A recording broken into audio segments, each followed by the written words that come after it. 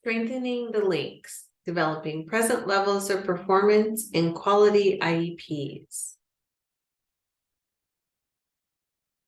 Today's objectives are to utilize baseline data to develop present levels of academic and functional performance, develop meaningful impact statements, develop robust present levels of academic achievement and functional performance, and use Goalbook as a tool to develop well-written present levels and impact statements.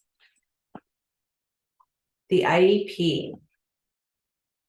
An IEP should promote challenging expectations and ensure the student's participation and progress in the general education curriculum. The IEP sets forth in writing a commitment of resources necessary to enable the student with a disability to receive needed special education and related services. The IEP is a management tool that is used to ensure that the student with a disability is provided the special education and related services appropriate to the student's special learning needs. The IEP is a document for verifying the delivery of services, which is used by staff to determine whether the student with a disability is actually receiving the free, appropriate public education agreed to by the members of the IEP team. Additionally, the IEP serves as an evaluation device for use in determining the extent of the student's progress toward meeting the projected outcomes. This presentation will focus upon the links that connect special factors, post-secondary considerations, and present levels of academic achievement and functional performance. These IEP sections contain important and interconnected components that are legally required and create a strong foundation to address student needs. The Individuals with Disabilities Education Act lists 5 special factors that the IEP team must consider in the development, review, and revision of each child's IEP in order to ensure that the IEP team addresses all of the special education and related service needs of the child. Included in the special factors section of the IEP are behavioral concerns, limited English proficiency, blind, visually impaired, communication needs, and assistive technology services. In the case of a child whose behavior impedes the child's learning or that of others, the IEP team must consider the use of positive behavioral interventions and supports and other strategies to address the behavior. The focus of behavioral interventions and supports in the IEP is prevention of the behavior, not just provision for consequences subsequent to the behavior. This means that the team will need to attempt to identify the function of the behavior, usually through a functional behavioral assessment, and develop strategies to prevent the behavior from occurring again in the future. The positive behavioral interventions and supports could be implemented through the IEP annual goals, program modifications, or a behavioral intervention plan, also referred to as a BIP. If a BIP is developed by the team, it becomes part of the IEP, and any changes to it would require a meeting of the IEP team to consider the proposed changes to the plan. Special education laws and regulations place a strong emphasis on supports and interventions, including positive behavior interventions and supports that are scientifically research-based. Scientifically based research means that the interventions or supports must be accepted by a peer-reviewed journal or approved by a panel of independent experts through a comparably rigorous, objective, and scientific review. These strategies are designed to foster increased participation of children with disabilities in general education environments or other less restrictive environments, rather than serving as a basis for placing children with disabilities in more restrictive settings. No child should be denied access to special education services and the opportunity to progress in the general education curriculum. The IEP team must consider the language needs of the child who is a multilingual learner, as those needs relate to the IEP, including the impact of how service providers communicate with the student and progress is measured. Collaboration with the ESOL service provider and/or ESOL representative is critical for IEP teams when describing the student's language needs. For a child who is blind or visually impaired, the IEP team must consider instruction in Braille. The use of Braille should be provided unless the IEP team determines, after an evaluation of the child's reading and writing skills, needs, and appropriate reading and writing media, including an evaluation of the child's future needs for instruction in Braille or the use of Braille, that instruction in Braille or the use of Braille is not appropriate for the child. If Braille is to be taught as a method of accessing printed material, it is to be indicated in the IEP.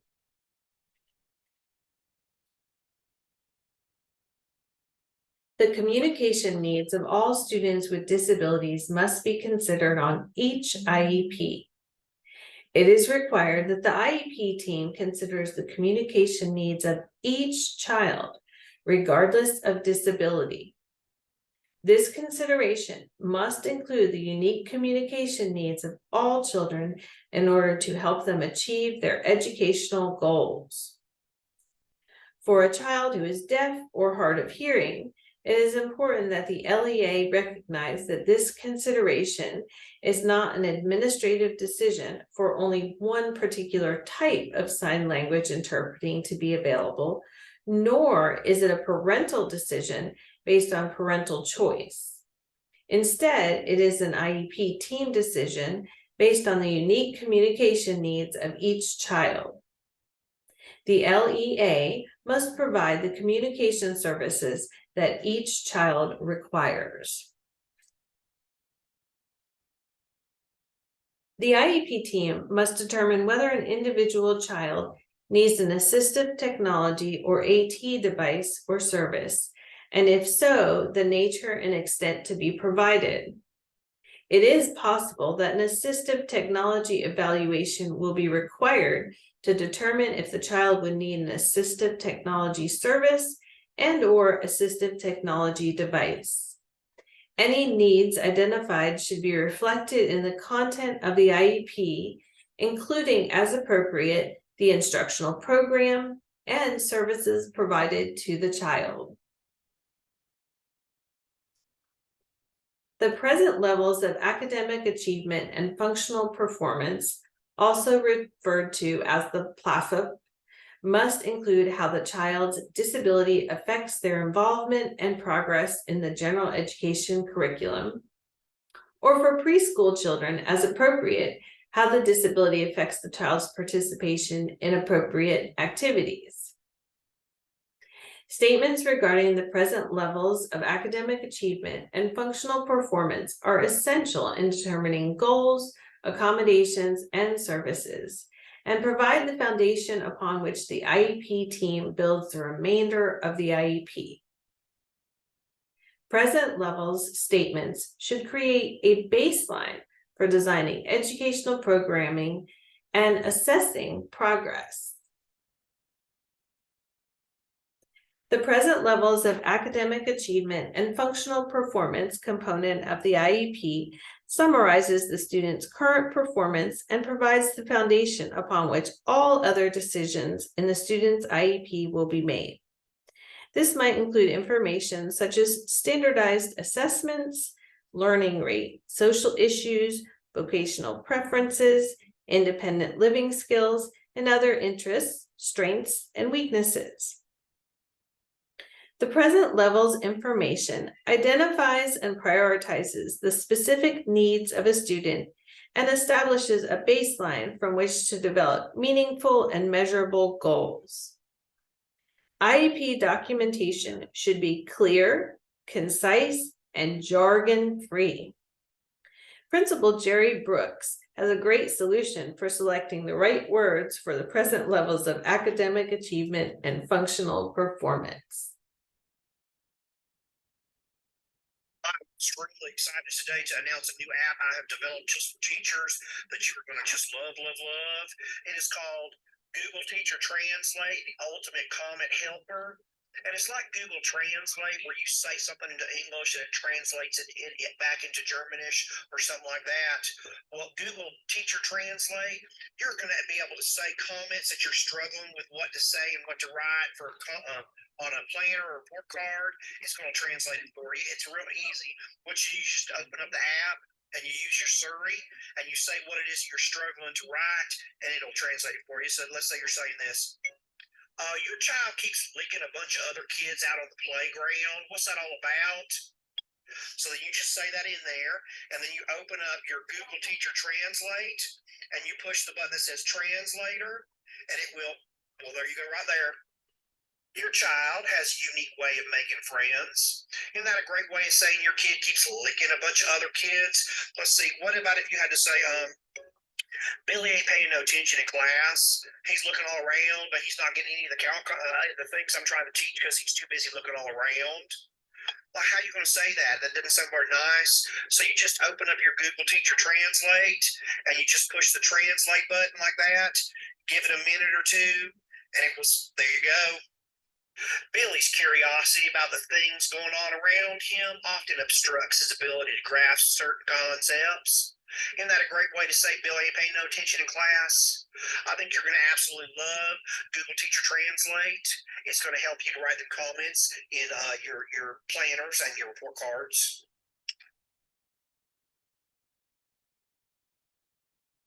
The need for annual goals and short-term objectives must be established in the present levels of academic achievement and functional performance. There must be a link between the present levels of academic achievement and functional performance and the annual goals. Present levels of academic achievement and functional performance must include individualized and diagnostic baseline data, academic and functional strengths of the student, academic and functional needs resulting from the disability, and an impact statement that includes effects of the disability on the student's involvement and progress in the general education curriculum. Each component of the present levels of academic achievement and functional performance is interconnected. When developing present levels of performance, it is important to remember that all disabilities for the student are taken into account. The individualized and diagnostic baseline data should be objective so that others will be able to measure it and get the same results. It should be measurable. The skill must be something that can be observed, counted, or somehow measured. It should also be specific to the student and skill or behavior that is being measured. The skill or behavior is described in relationship to the expectations within the general education setting. Additionally, the quantitative assessment data must be able to be collected frequently when progress reports are issued to parents. The progress the student has made toward the goal will be reported using the same measurement method that was used in collecting the baseline data. The narrative component interprets assessment data and compares the student to expectations for typical peers.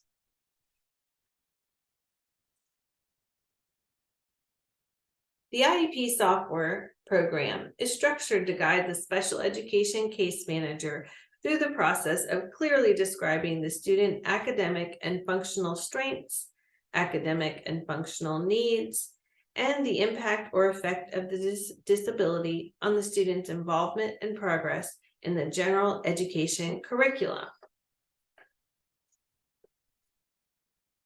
Special education case managers use the baseline data to develop an IEP, addressing the following academic areas: reading, math, written expression, oral expression, readiness, listening comprehension, speech language, or other relevant areas. Functional performance is a description of needs related to the student's behavior and independent functioning, and may include observable fine and gross motor skills, adaptive skills, organization, vision, hearing, accessibility challenges, or other areas of concern. Take a moment to review these functional areas and reflect upon one of your students that may require supports in one or more of these categories to participate and progress in the general education curriculum. Consider how the skills of the student impact this individual in the instructional environment. Think about how the student interacts in the instructional environment.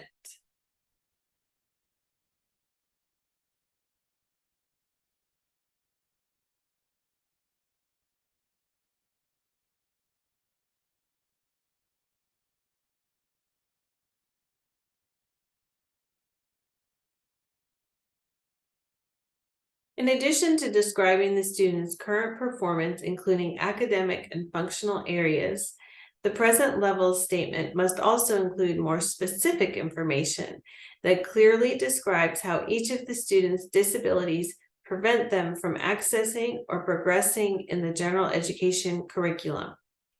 Completion of the impact statement should make it clear to the IEP team what the child's needs are and which ones are of the highest priority to be addressed.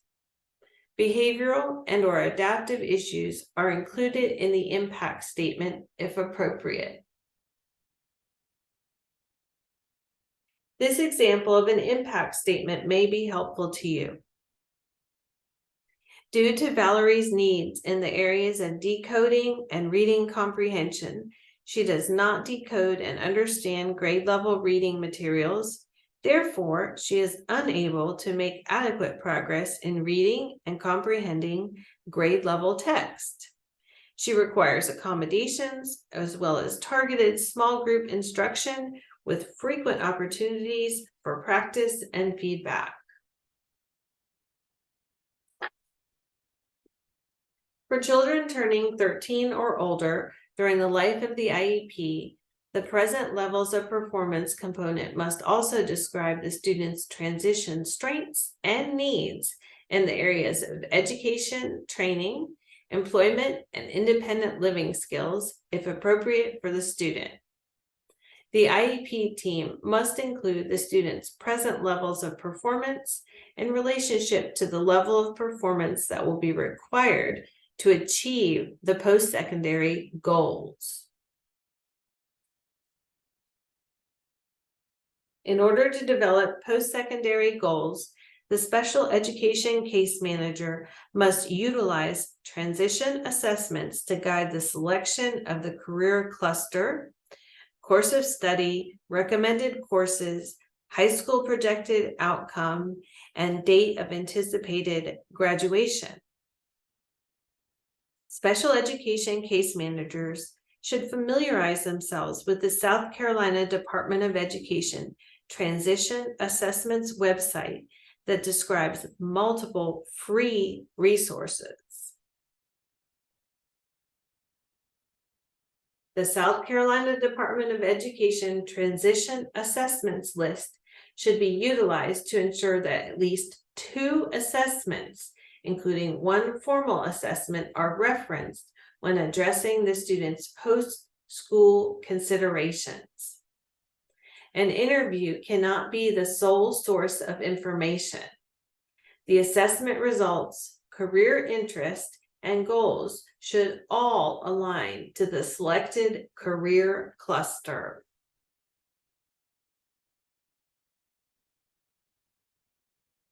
Gathering baseline assessment information to describe the student's interests and levels of performance will assist in the development of transition goals that are specific and reflect individualized findings.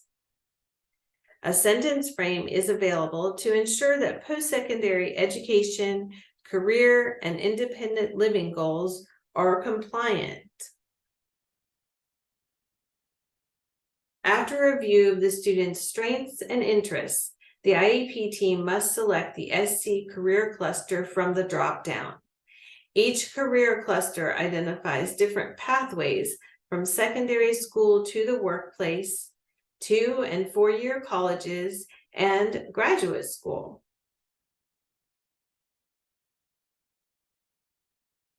In order to build the IEP, the special education case manager must have a firm understanding of the relationship between assessment data and student needs, and how this can assist significantly in providing an appropriate plan for the student.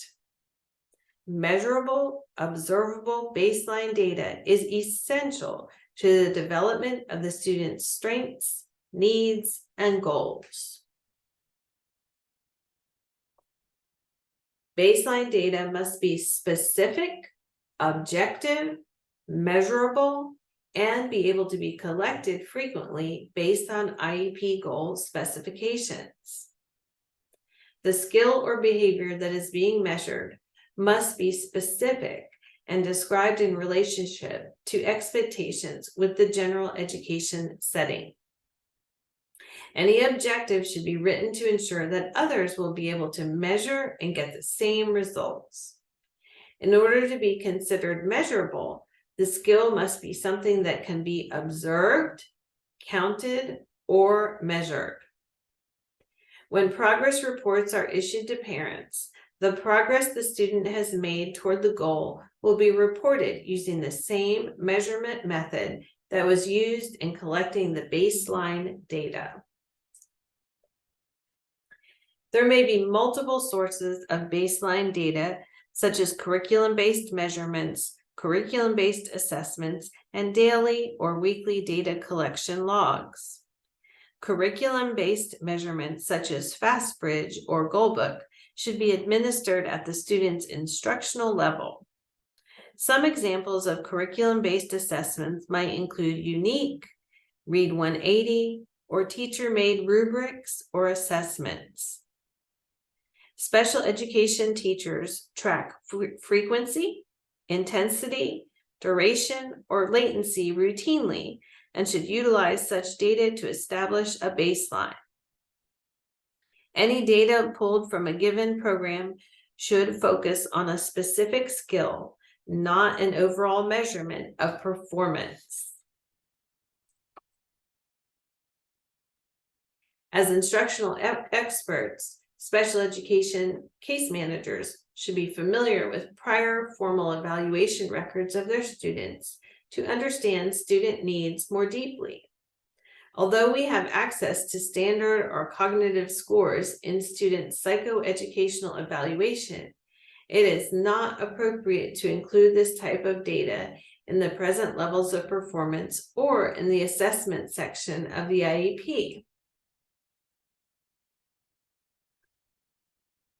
Some examples of meaningful baseline data might include words read correctly, mean length of utterance, number of times a behavior occurs over a course of time, items completed per minute, word problems using addition correctly, mean sentence length, number of correct responses on an assignment, assessment, or transitional task, such as a job application. Baseline data in the present levels are derived from locally developed or adopted assessments that align with the general education curriculum. When gathering baseline data, multiple data points must be obtained and a minimum of 3 data points is recommended. The median score is used rather than a single numeric sample. As an example, when measuring reading fluency, the student would be provided with 3 reading prompts, and the median would be calculated. This behavioral example illustrates how the median score would be calculated. If there were an observed concern that a student is out of assigned areas frequently, the observed behavior, or the what, would be operationally defined. The teacher would then determine how the baseline information would be gathered. And in this example, the student would be observed for 4 15-minute intervals. The data points would be collected and ordered from least to greatest before identifying the middle number. In this example, the baseline would be the median of 4 minutes. Progress monitoring graphs in special education are utilized by special educators for students with disabilities to establish baselines and measure progress and student performance throughout the year. Progress monitoring graphs typically come in the form of a line graph and have both a horizontal axis and a vertical axis. They can provide an excellent illustration to the IEP team members, including parents, of current performance and how much student progress has been made on the student's goals over the course of the IEP. Graphs can establish whether progress is being made at a rate that would indicate the student will achieve their IEP goals by the end of the IEP cycle. Graphed data provides an important visual connection to the student's performance. The IEP software system is structured to guide the special education case manager when documenting findings. The special education case manager has the ability to select the area of assessment, method of assessment, and findings. Take a moment to check your knowledge regarding present levels of academic achievement and functional performance.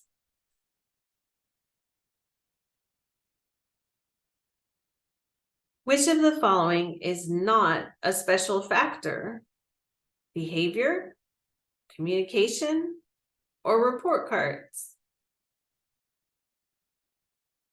The present level section of the IEP includes student strengths, needs, parent input, and impact statement or IQ score. Is it true or false that data in the assessment findings section of the IEP can be qualitative and does not need to be specific? Is it true or false that transition must be addressed in the IEPs of students who turn 10 during the life of the IEP? If you're feeling uncertain about any of these answers, you can easily revisit that portion of the presentation or follow up with your special education specialist.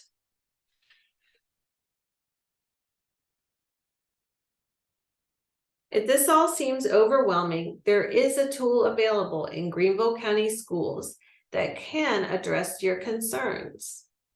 Goalbook has been specifically designed to identify potential barriers students might face and is a great tool to establish baselines, monitor progress, and write present levels of academic achievement and functional performance. Each special education teacher in Greenville County has access to this tool to ensure that all students succeed. Your district email is the key to making your job easier through the use of Goalbook.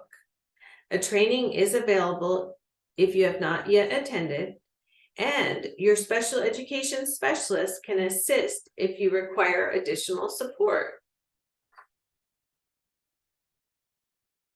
The Present Levels wizard can help special education case managers craft meaningful present levels of academic achievement and functional performance.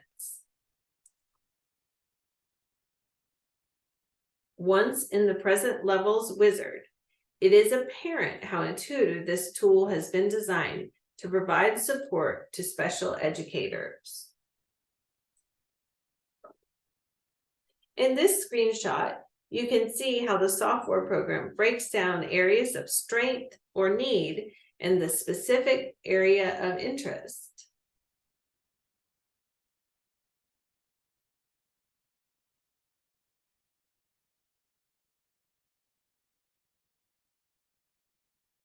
Once in the software system, the special education case manager selects the instructional grade level and can use the assessment resources for data collection to include in the present levels and findings section of the IEP.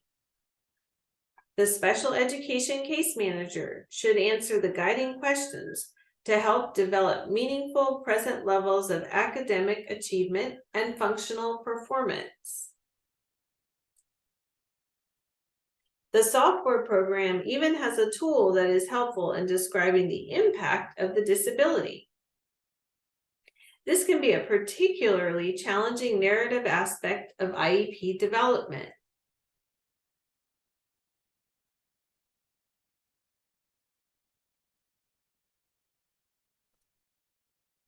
The impact statement can and should be edited to individualize it to your specific student. Take a moment to review this example.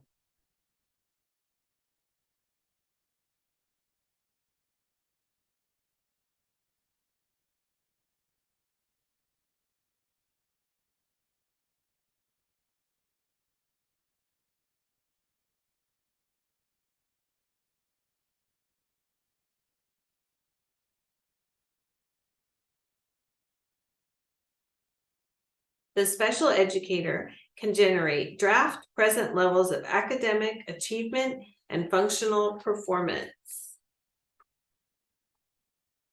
Special educators can and should edit the present level of academic achievement and functional performance to individualize it to the specific student. The guiding questions are also helpful to assist in the development of meaningful present levels of academic achievement and functional performance. Once any edits are made, the special education case manager can easily copy and paste the text into the IEP software system.